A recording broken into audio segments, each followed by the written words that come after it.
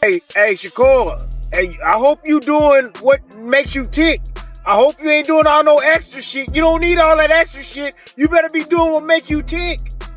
I remember when you went to one of Crawford's camp and you did one of his trainings and you know, a full camp and stuff, man, and one of his training programs and shit, man, got in the fight and you look.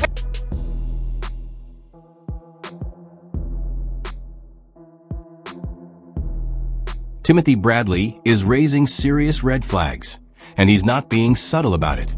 In his view, Shakur Stevenson may be heading straight into trouble.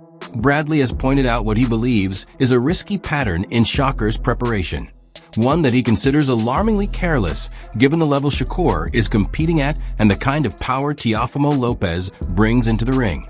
According to Bradley, this isn't a minor flaw or a harmless habit. It's a high-stakes risk that could have major consequences if it isn't corrected immediately. His warning is clear. If Shakur continues down this path without adjusting, he may be putting himself in position to give Teofimo a decisive edge before the opening bell ever sounds. And everything, did that help you prepare for big fights like this? Definitely been training since February. Absolutely. All right. Can I ask you something? What's up, man? You want to sign a contract to fight my little brother? Yes.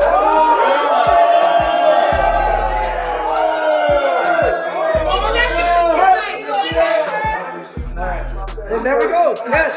I will fight him right now, but they want to wait till January, February. Hey, beat up right now. I'm going to sign a contract. Know that. Sign the contract. Know that. You ain't on there, remember? Know that. You ain't on there, remember? Right now, nigga. So what exactly caught Timothy Bradley's attention? It wasn't Shakur's movement, and it wasn't a lapse in defense. According to Bradley, the issue showed up before the gloves even went on. After closely watching Shakur's preparation, Bradley pointed to what he believes is a troubling routine inside the locker room.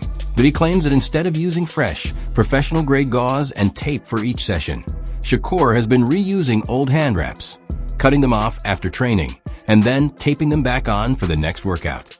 In Bradley's view, that kind of habit raises serious concerns, especially when you're preparing to face a heavy-handed opponent. Man, what you doing with them wraps, man? Stop being cheap. Stop being cheap, man. I see you cutting off them damn wraps and then just taping them back on, man. That's how you messing up your damn hands. You messing up your hands because it ain't tight. The shit ain't tight. You can't get it tight. You putting a glove on. To a casual observer, that might sound like harmless reuse. To a professional fighter, it's borderline unforgivable. Bradley didn't sugarcoat it at all, openly questioning why a fighter earning elite-level money would cut corners in the one area that can end a career overnight. The issue, as Bradley explained, comes down to basic mechanics. Old wraps lose their stretch and integrity. Once that elasticity is gone, you can't properly compress and stabilize the metacarpals, the small, vulnerable bones that absorb force every time a punch lands. By taping worn, loosened wraps back onto his hands, Shakur is effectively striking with protection that no longer does its job. To Bradley's frustration was obvious. In his view, there's absolutely no justification for this at the highest level of the sport. With the resources available to Shakur, a professional hand wrapper should be part of every single training day. No exceptions. These are the tools that define his livelihood, yet they're being treated with the kind of care you'd expect from someone borrowing gym equipment, not a world-class athlete preparing for a dangerous puncher. That's what makes this decision so alarming. It doesn't just raise questions about hand safety. It signals a lapse in discipline inside a camp where every detail needs to be airtight. And against someone like Teofimo Lopez, even a small oversight can turn into a catastrophic mistake. That shit ain't tight. You should be getting your hands wrapped by a master professional hand wrapper every single day, bruh. You getting paid gravy. You getting paid gravy, dude. If you can't fly a dude out, that's great with the damn hand wraps, man. That's what you need. If you got hand problems, bruh, and you need to keep your hands healthy, you need to hire somebody, man. All that damn money you making, bruh, hire somebody. Shit, tape it on some old-ass wraps. What's going on? Come on. What we in elementary school? Come on, dog. Them hands need to be wrapped. You can't mess around and go into this fight with Teo. You can't. You cannot mess around and go into this fight with Teo and your hands is hurt, man. Shit, that's not gonna be a damn excuse. Hell no.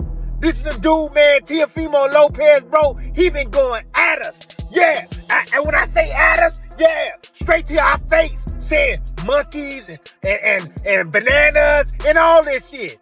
All this racist stuff, bruh. This your chance to shut his ass up. That criticism lands even harder once you remember who we're talking about. Shakur Stevenson isn't just any elite fighter. He's a fighter with fragile hands. And this isn't rumor or internet speculation. It's documented, acknowledged, and openly admitted. Shakur himself has said it publicly in interviews, including with outlets like The Ring. His hands are the limiting factor in his career. He's been clear that his body can't withstand a high-volume schedule anymore, and because of his hand issues, fans shouldn't expect to see him fight more than twice a year. Let that sink in. This is a fighter still in his 20s, supposedly in the physical prime of his career, already managing his workload like a late career veteran, not because of conditioning, not because of motivation, but because his hands won't hold up. He's undergone surgeries. He spends hours in therapy just to keep them functional enough to train and compete. Even mainstream boxing media has acknowledged it. Sports Illustrated pointed out that the biggest threat to Shakur's title reign isn't an opponent across the ring, it's his own hands. That's the backdrop for all of this when Timothy Bradley sees him reusing old wraps, cutting corners on hand protection. It's not nitpicking. It's sounding an alarm. Because when your biggest weakness is already well known, treating it casually isn't just risky, it's reckless. And against a puncher like Teofimo Lopez, that kind of gamble doesn't just cost rounds. It can cost careers. Yeah, shit, but this ain't gonna be no easy task. This dude here coming to bag up every single word he said. Every word he said. And you get in there and you play, and your hands ain't right, bruh, and you ain't in there being a little bit of Pookie with a little bit of Shakur, boy, you gonna have to bring everything out against this dude, Teofimo Lopez, cause he coming for your ass in every single way. Every damn way, Shakur, I'm telling you, he gonna box your ass a little bit, he gonna pressure you, he gonna change speeds on your ass. I'm telling you, man, this dude is coming for your ass. You better be ready, but you don't need to be doing all that extra shit if it's gonna weaken you, if you ain't gonna be at your full potential, man. For real. You don't need to be doing all this extra shit. And get a hand wrap, dude. When you line up that medical history with what Bradley is accusing him of, the situation stops looking frugal and starts looking dangerous. If you already know your hands are vulnerable, if you know surgery and daily therapy are the only reasons you're even able to compete, why take chances with the one layer of protection meant to prevent disaster? It's the boxing equivalent of a driver entering a race on worn-out tires, fully aware they're one bad turn away from blowing out, yet choosing not to change them to save time or money. All it takes is one clean punch thrown with compromised wraps for those delicate bones to flare up again. At that point, it's not just about pain or swelling. It's about fights being stopped, power disappearing, or long-term damage that doesn't come back. That's why this isn't a small detail. It's a calculated risk that carries consequences far beyond one training session, especially against an opponent who makes a living punishing mistakes. You know, people think the fight with Teo is either going to be you delivering a masterclass or a knockout by Teo. Yeah, or you getting into some type of brawl with Teo and end up getting knocked out, right? What are fans getting wrong about the matchup? I think the fans is getting wrong about the matchup is where I'm not sleeping on that I know about Teo. Teo's a good boxer. Mm-hmm. He's boxer first. So we could say, oh, he's just going to knock you out. He's just going to... That's not him. He's boxing first. He's going to want to establish distance and range on the outside and try to beat me up on the outside. So I think that's the main thing. And also the biggest thing that everybody don't realize with me, I could punch. Mm-hmm. Everybody say, oh, he can't punch, and then boom, crack somebody, and then they laying down, or something may happen to where they hurt or something like that. So I think that's two big things where they don't understand. And Bradley's warning didn't stop with the hand wraps. He went further, pointing out a deeper and more troubling habit in Shakur's preparation: the tendency to abandon what works right when it matters most. Bradley brought up a moment that should still be ringing alarms inside Shakur's camp. the Edwin de Los Santos fight. In the build-up to that bout, Shakur made a major change. He decided to link up with Terrence Crawford, the pound-for-pound benchmark, and immerse himself in Crawford's brutal, grind-heavy training style that on the surface, that sounds like leveling up. In reality, it backfired badly that Bradley's assessment was blunt. Shakur didn't look sharp that night. He looked drained. His timing was off, his movement lacked snap, and the usual confidence just wasn't there. The reason wasn't skill, it was overload. Shakur shocked his system with an unfamiliar routine, pushing his body into territory it wasn't conditioned to handle. Instead of peaking on fight night, he burned himself out in camp. The work was done. The damage was already there. He left his best performance in the gym. Hey, Shakur. Hey, I hope you doing what makes you tick. I hope you ain't doing all no extra shit. You don't need all that extra shit. You better be doing what make you tick. I remember when you went to one of Crawford's camp and you did one of his trainings and you know, a full camp and stuff, man, and one of his training programs and shit, man, got in the fight and you look like shit, man. You look like hell. That was that Nakathila fight, man. You was like, man, I done stuff I ain't never done before. All this stuff, man. You don't need all of that shit, man. You need to do what make you tick, man. I know this fight is big. I know you can add a little bit of something, but man, if you overworking yourself, man, and you ain't gonna be rested, man, if you ain't resting your hands, taking care of what you need to take care of, oh shit. Bradley believes the warning signs are lining up again. His advice to Shakur is straightforward. Lean into what actually makes you effective and resist the urge to stack unnecessary changes just because the Teofimo fight feels enormous. When a high-risk opponent is on the other side, fighters often fall into the same trap, pushing harder, training longer, and trying to evolve everything at once. It feels like the right response to danger. But for a technician like Shakur, that approach can do more harm than good to Bradley's concern is that if Shakur steps in against Teofimo worn down, overloaded from camp, and still careless with something as basic as hand preparation, he's setting himself up for serious trouble. Not because he lacks skill, but because he's undermining the tools that skill depends on. The takeaway from the Crawford camp experience was obvious. Don't abandon your formula chasing someone else's. Stay disciplined. Stay familiar. Trust your process. The fear now is that Shakur may be drifting away from that lesson. And against a pressure fighter like Teofimo, even small mistakes don't get forgiven. This one you don't have to answer. Okay. But I'm curious if you will answer it. Yes. Most overrated boxer right now. Most overrated boxer right now. You could go all time, I guess, if you wanted to. I'll just say it. I think Shakur Stevenson, who I'm going to be facing. I think he's overrated. I think so. Yeah. He's been decreasing on his style. Yeah, but people amp it up like he's really got the goods. I'm looking forward to us finally facing in that square circle and really showing the world.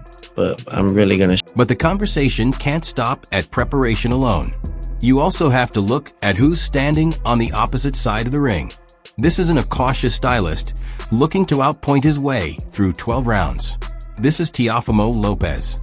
And at this point, the stakes have moved beyond belts and rankings. The tension has turned deeply personal. Teofimo has cranked the build-up into hostile territory, with comments and imagery that many have called racially inflammatory. Those remarks didn't just add fuel to the promotion. They crossed a line and detonated real anger inside Shakur's camp. This isn't manufactured trash talk anymore. It's resentment. It's pride. It's emotion that can't be switched off once the bell rings. And that matters, because when fights reach this level of personal intensity, discipline becomes harder to maintain and mistakes get punished faster.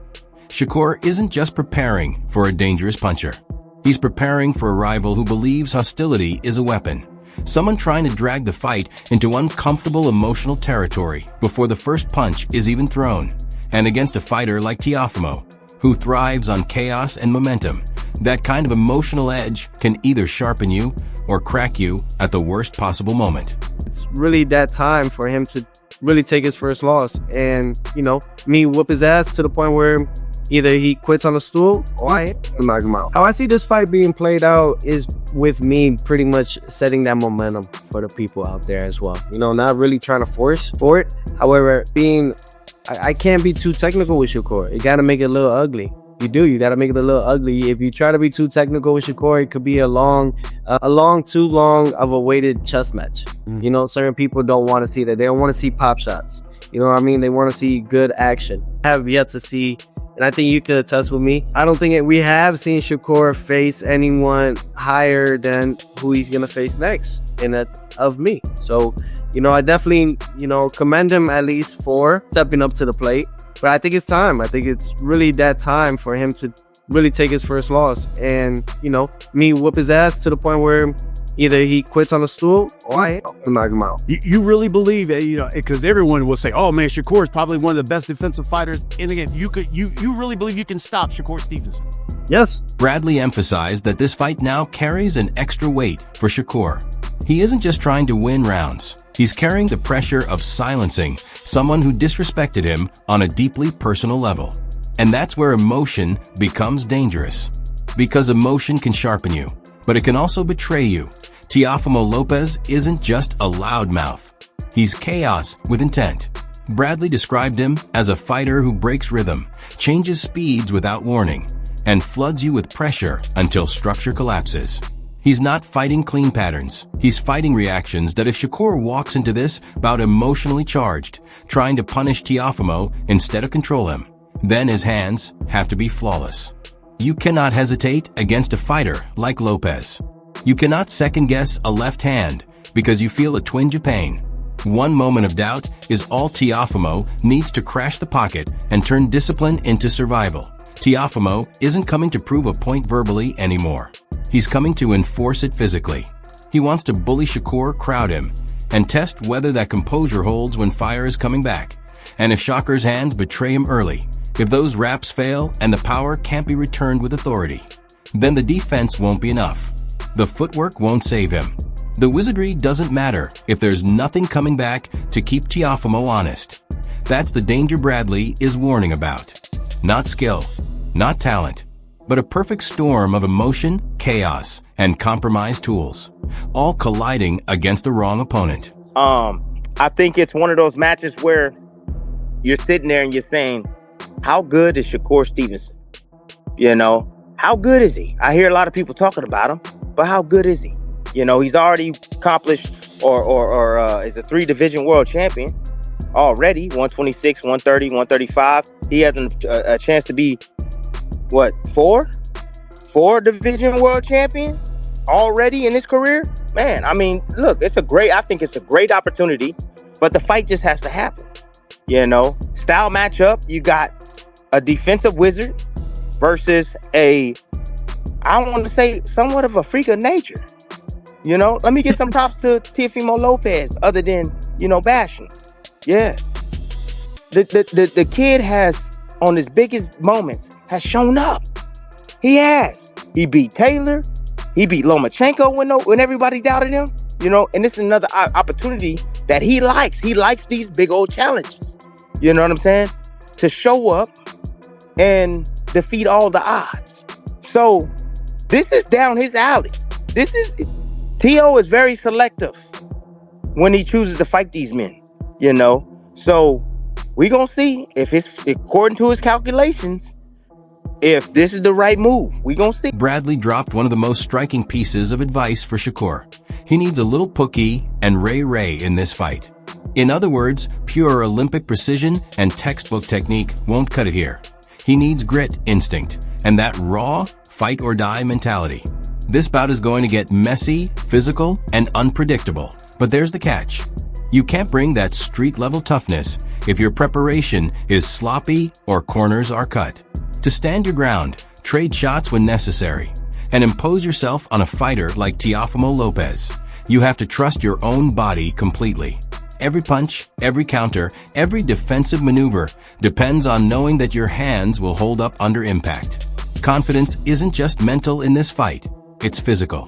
One misstep, one compromised hand, and the fight could slip away before it even begins. See, what Teofimo Lopez is, bro, he's a hell of an athlete, man. And he contort his body in different ways, in different times, you know what I mean, to create offense for himself. Seriously, I'm sitting there watching him against Sandor Martin, and I'm watching this guy, you know, figuring it out. You know, yeah, distance definitely, when a guy was able to maintain distance, yes, it becomes challenging for T.O. It does. But the thing is with T.O. is he's a risk taker. All right. And the thing that I know about Shakur Stevenson is that Shakur has to be on balance. Shakur has to feel safe because he's a defensive first type of fighter. And Shakur won't deploy any offense unless he truly feels he's going to land. So with that being said, it's like T.O., when he's attacking you and he's coming from these weird, odd angles, T.O. is not afraid to get hit with a shot. He's not afraid of that, right? T.O. can adjust his balance as he's attacking you. Adjust his punches as he's attacking you. So, you know, when Shakur is trying to step out on that line, right? When he's trying to get his distance, move left or right, you know, when he gets along the ropes, you know, or, you know, when he's stepping back, you know what I'm saying? T.O. is going to be following, going to be easy. You know, this is a challenging fight. Shakur know this fight going to be challenging, and that's the reason why he's taking it, because he wants to prove to everybody that he's the best or one of the best fighters in the world. Shakur ain't trying to hover at the pound for pound around the damn 8, 7. T.O. ain't on the pound for pound list, but Shakur is. But Shakur ain't trying to hover around 7, 8. You know what I'm saying? Shakur want to be number one. Shakur trying to pass up Crawford. Shakur trying to pass up Inoue. Shakur trying to pass up Usyk. Shakur trying to be right on Bam's ass. Like, hey, I'm here. Yeah, with a win right here. Woo, man. Come on. Yes. Yes, this gonna move him. This gonna move him up that damn pound for pound where Shakur wants to be. That's the reason why he taking on this damn challenge right here. And of course, Teofimo Lopez, you know what I mean? He wants to fight Shakur because he wants to prove he's the best. Right now, look, everybody's been saying nobody can beat, well, I know I've been saying it, nobody can beat Shakur Stevenson. I don't think, it's very few guys that can beat this guy, man. Very few guys, man, that I think that may give him some issues, but not beat him, because it's hard to outthink this dude, right?